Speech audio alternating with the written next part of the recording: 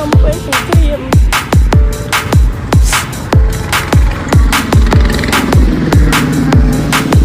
ហើយរងតែគួរហើយទាំងអស់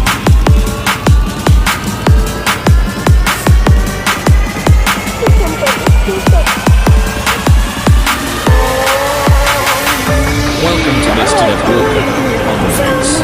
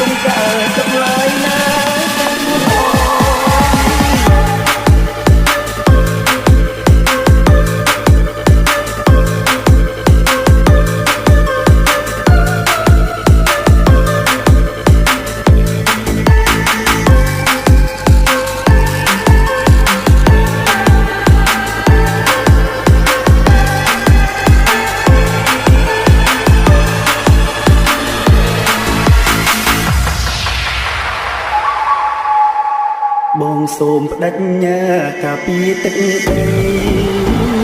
សូមស្រួយពីស្អីអូនគុំសំកាបងជាយោគី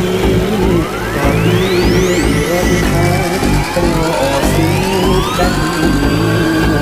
លំរាចូល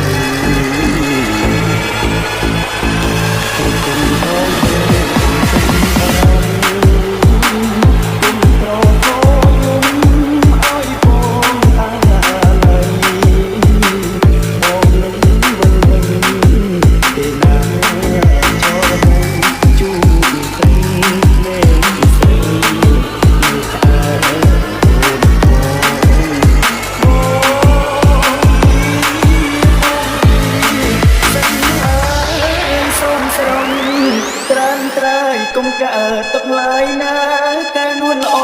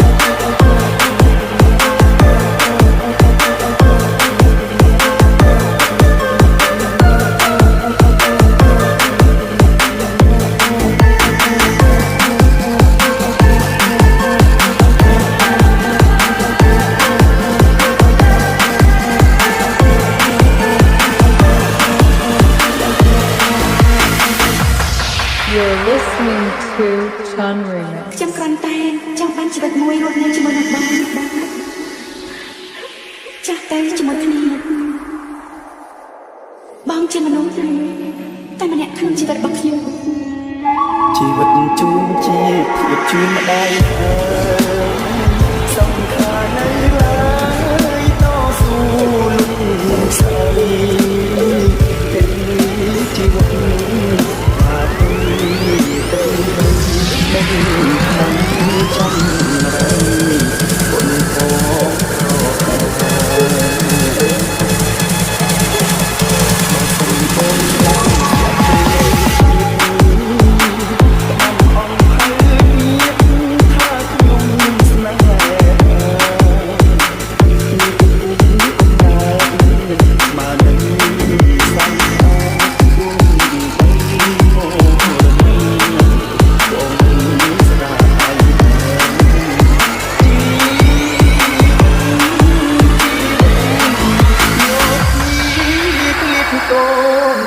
ភរិយាអ្នកបងកាពីជូនជាតិខ្ញុំម